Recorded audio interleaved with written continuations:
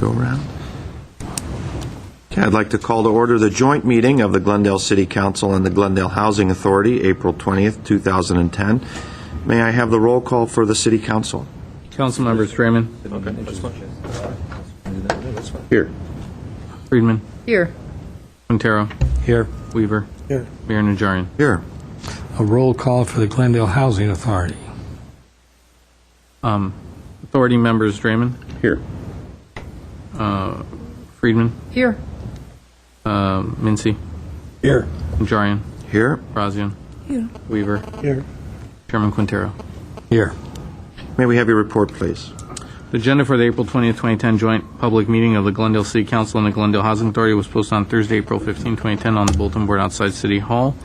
Before this joint body today is the Director of Community Services and Parks regarding fiscal year 2010-2011, proposed annual action plan for Community Development Block Grant, CDBG Emergency Shelter Grant, ESG and Home Investment Partnership Act programs. At 1A is Authority Resolution adopting a negative declaration for a fiscal year 2010-2011 CDBG, ESG, and Home Annual Action Plan. At B is Council Motion approving the fiscal year 2010-2011 CDBG, ESG, and Home Annual Action Plan and authorizing submission of the plan to the Federal Department of Housing and Urban Development, HUD. At C is Authority Motion approving the fiscal year 2010-2011 CDBG, ESG, and Home Annual Action Plan and authorizing submission of the plan to the Federal Department of Housing and Urban Development. Thank you. Mr. Starbird? And I'll go to George Chapson, Director of Community Services and Parks. George.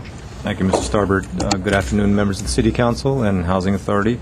I'll be very brief because I'm going to introduce Jess Duran, who's going to introduce the item.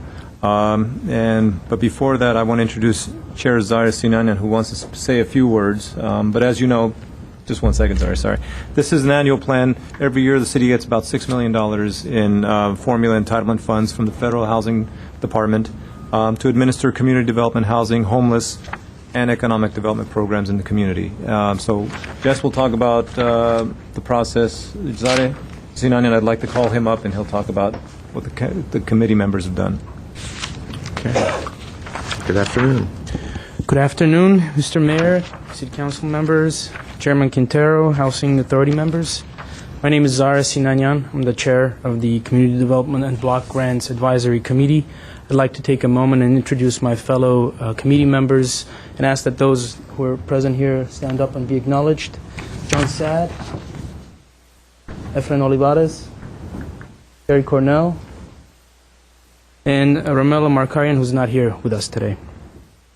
This year, as an indication of the economic realities, the department received a record number of applications for the limited amount of funds available for allocation. In fact, the total amount requested for social programs was nearly 2.5 times the amount available for funding, making the task of the committee members especially difficult. Each individual committee member fully and in detail analyzed each application package. This familiarity and understanding of the applications and the applicant entities was reflected by the intense and targeted questioning during the interview process and subsequent deliberations. In recognition of the current economic conditions, the committee once again designated safety net programs as frontline programs in order to ensure that those entities providing services to the most vulnerable groups and those groups most affected by the economic downturn receive their due consideration and funding. As a result, the programs providing emergency assistance to individuals in the most dire of circumstances received priority consideration. The committee was further guided by the guidelines and requirements established by the HUD and the goals set by the City Council. I'm proud to report that the resulting recommendations were adopted unanimously by the committee. This is the second consecutive year during which CDBG Advisory Committee's recommendations are adopted in a unanimous manner, which again shows that in the hardest of times, we're all more willing to come together and cooperate for the greater good of the city and its residents. Throughout this process, both the applicant entities applying for CDBG funding and the individual committee members relied heavily on the assistance, advice, and direction provided by the department. The professionalism of the leadership and the staff of the department is invaluable in ushering the applicants through the entire process. Moreover, when in doubt, each committee member knows that they can rely on the solid and exhaustive explanations provided by Mr. Chapchian, Jess Duran, and Moises Carrillo, and for that we're thankful. Mr. Mayor, members of the City Council, Chairman Quintero, and members of the Housing Authority, although the committee recognizes with regret that its recommendations are far from being ideal in completely fulfilling the needs of the wonderful organizations providing essential and often life-sustaining services in our city, the shortfall is a reflection of the economic and funding constraints under which we all function today.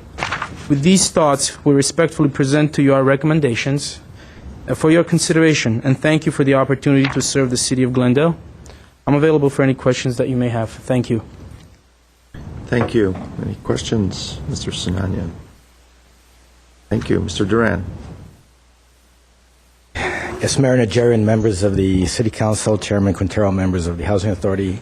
At the risk of being redundant, as Mr. Chapchin mentioned, every year the city is charged with developing an annual action plan to submit to HUD for the use of the city's CDBG, which stands for Community Development Block Grant, ESG, which stands for Emergency Shelter Grant, which are homeless funds, and home funds, which in fiscal year 2010-2011 will total $6,302,000. And every year, our planning efforts focus on the CDBG program because it's the program that represents the largest funding allocation from HUD, which is at $3.8 million. It allows for the most discretion on the part of the City Council and involves the greatest level of community participation. Last time we were before you on the CDBG program was in November 2009, at which time the City Council and the Housing Authority approved a proposed fiscal year 2010-2011 CDBG funding allocation plan by funding category, program priorities, and the issuance of an RFP. In response to the RFP and under the parameters of the funding allocation plan approved by the City Council, we received 30 funding proposals. 24 of the proposals were for social services totaling $1.245 million, which was $701,000 over the available amount of $544,000. So that's the challenge of the committee every year, is how to whittle that down. Of the 30 proposals, 6 were for capital improvement projects, which totaled $573,000, which was $153,000 over the available amount of $419,000. The proposal evaluation process this year went relatively smoothly. I have to say the 2 new committee members that were appointed this year, Romello Markarian and John Sad, have been great additions to the committee. They were very studious, and they were indeed very familiar with the community and the organizations in our community and the services being provided. During the deliberations, the chair, Mr. Sinanian, did make it a point for each committee member to comment on each individual funding recommendation, and all individual funding recommendations were unanimous, as Mr. Sinanian pointed out. So in my mind, the committee did an amazing job with what they had to work with. Exhibit 2 of your packet is a list of the proposals received, including the current funding received, the requested funding, the recommended funding, and the difference between the funding recommendation and the current funding for each program. And what you will see reflected on Exhibit 2 is that of the 24 social service proposals received, the committee recommended funding 20 programs, which represents 4 more than what we funded last year. Of the 20 programs recommended for funding, 15 are programs currently receiving funds and 5 are new programs. So on top of everything else, the committee was able to fund 5 new projects over last year. Of the 15 programs that are currently funded and were recommended again, 13 either received the same amount of funding or an increase in their funding, which again was an amazing job on the part of the advisory committee. Now, I do have to say that 4 proposals that were received were not recommended for funding by the committee, and those proposals include a roommate matching program submitted by an organization called Alternative Living for the Aging, an after-school educational and tutoring program by Guardian Angels of Trust organization, a temporary skilled worker center sponsored by Catholic Charities, and a program called Senior Social Educational and Recreational Services sponsored by Armenian American Council on Aging. Of the 6 capital improvement proposals received this year, all 6 are recommended by the committee, including 4 that are recommended in the amounts that were requested by the organizations. The 5th one at 84% of what was requested, and the 6th at 26% of what was requested. And again, Exhibit 2 is a complete list of the projects recommended for funding by the committee, and Exhibit 4 is a description of the projects, which are the descriptions that were published in the news press a couple weeks ago. Also concurrent with the development of the annual plan this year, we've also completed a new 5-year plan for the term 2010 to 2015, which is required to be submitted by HUD. So we'll be coming back in 3 or 4 weeks for your review and approval of the 5-year strategic plan for community development, housing, homeless, and economic development programs in Glendale. So at this time, we're recommending approval of the proposed annual action plan and funding recommendations. However, if the City Council and the Housing Authority is so inclined to make revisions to the funding recommendations, we do have a spreadsheet, worksheet that we can project and plug in some new numbers, and you can see how it automatically calculates to know if we're balanced with our program. At this time, I'm happy to answer any questions that council members or 30 members might have. Any questions? I have a question. Sure. Mr. Duran, I'm going to get right into the meat of this, if you don't mind. On the capital projects, the city pre-designated projects is a $1.5 million for neighborhood park projects. Is that earmarked to a specific project, or does that just go into parks with the intention to put into improvement of parks and recreational facilities? Yes, Mayor Najarian, we do have the director of the department that can answer this question as well as I can. But as of now, it's going to go either to the Maryland Mini Park to further leverage the Pacific Park Pool Project, or an expansion of existing parks. And George, do you want to expand on that? We did. We also looked at potential expansion, some potential properties near our parks that we could, at this point, purchase with that money. And now would be a good time to do that, given the economy and prices of real estate. So it is either Maryland Park, Pacific Park, or piece of property that may expand one of our existing parks, 1 or 2 of our existing parks. Mr. Mayor, and we have to apologize for being a little bit more vague than we usually are, but there are other funding sources that will either fall into place or not fall into place, which will affect how much CDBG funds we use for which park projects. If council recalls, we are applying for Prop 84 money for Maryland Mini Park for almost $2 million to develop Maryland Mini Park. And if that falls through, we can use CDBG money for the Maryland Mini Park. Are we satisfied that Pacific Pool Project is funded? Yes, sir. And in terms of the HUD approving a rather vague bundle of projects for that 1.5, they're okay with that? They won't say, you guys, pick a project and go with it. Right, we're including a description for all 3 Because possibilities. I was going to call the district administrator. I wanted you to know that, but I held off. That's very funny, Mr. Mayor.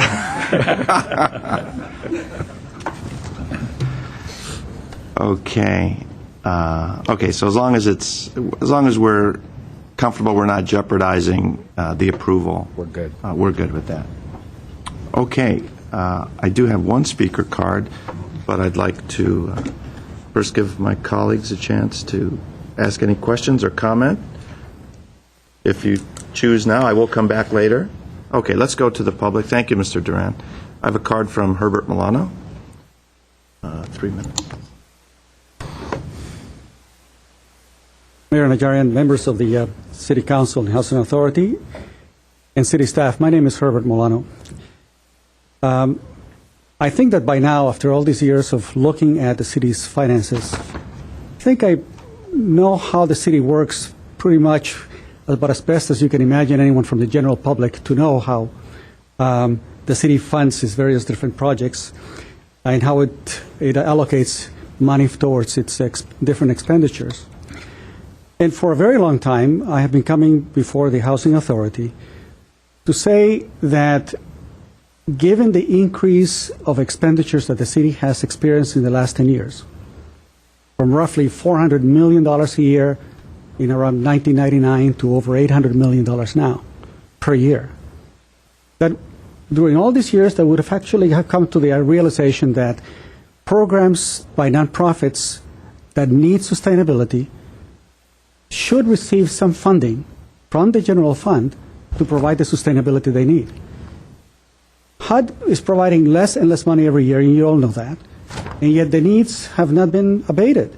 The need continues to be there, but yet we don't compile an information on the gap, the unmet need. I told you that other cities, like the city of Irvine, with a very similar size budget, they provide several $1 million from the general fund to support nonprofits.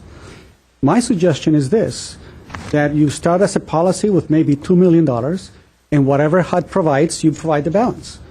This way, at least there is some sustainability of funding year in and year out, where some nonprofits can at least expect some type of continuing funding for their needs as opposed to being up in the air every single year. It was about 9 years ago that there were 2 boys that were killed up in the northern part of Glendale. One of the boys was named Talmo. My family and I went to his funeral because he was killed due to a drug deal gone bad. It had to do with marijuana. To me, that was a sign that there were problems that required significant attention. But I don't remember any significant city policy to say, look, we may have the beginning of drug use by teenagers or preteens, or teens, in this case, tweens, getting involved with drugs, and we have a problem that it needs addressing. And I think this is precisely where this kind of money should go, addressing the problem early enough so that there will be sustainability. Now, 9 years later, we now come to the fact that it's not marijuana, it's now heroin. And the police comes and say they want the funding, but each policeman costs us from $200,000 to $250,000 each when you add their benefits. A nonprofit can do this job so much more effectively, and the money goes out a lot further. So my suggestion is this, that we look at the needs of the nonprofits, that we allocate from the bottom up, and say these are the organizations that are truly effective with the taxpayers' money, who provide us the greatest benefit, so that in the long run we don't have to depend on the very expensive policing and all the other after effects once they come into the attention of the police and the courts and the prisons. So it is my suggestion that you look again, even precisely now when the funding is tough, to see what we can do to provide the sustainability that these nonprofits need. Thank you very much. Thank you. That concludes the cards that I have. Questions, comments? Mr. Quintero? I have a question for Mr. Starbird. The CDBG funding doesn't include the Catholic Charities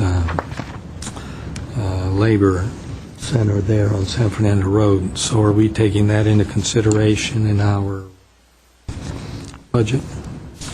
I think fund budget. it's included as part of the community services overall budget, isn't it, Jess? This is the temporary skilled workers. Yeah, Yeah, That's right. so it is in there, right? right, and has been for some time now. So the temporary skilled worker center, although not funded by CDBG, is backfilled by our general fund. Okay. Anything else, Mr. Quintero, on that? Mr. Weaver? As I've said in just about every year I've sat up here, CDBG committee does an awful lot of work to bring this to us, a lot of research, a lot of hearings, a lot of on-site investigations, more than I think any of us truly understand.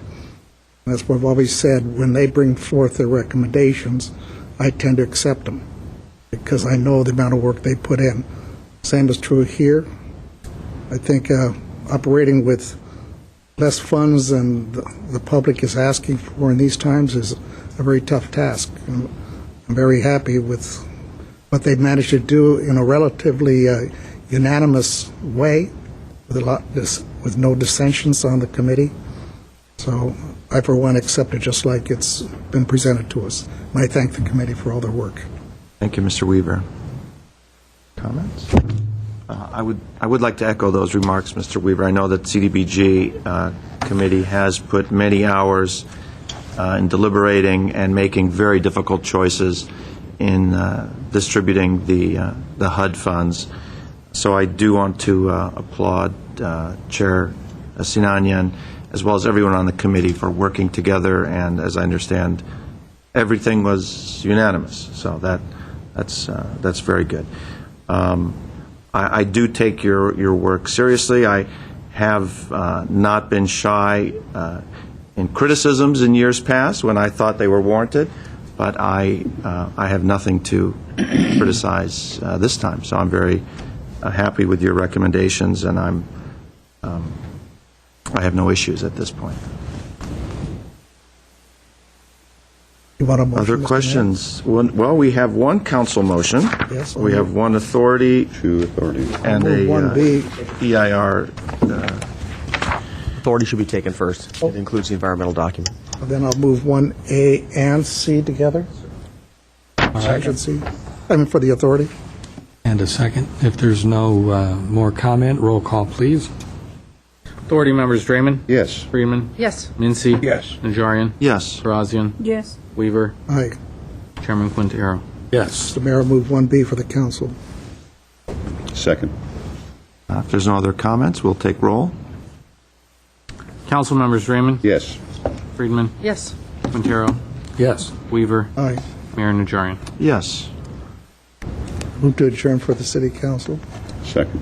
Move to adjourn for the housing authority. Second. We are adjourned. Thank you.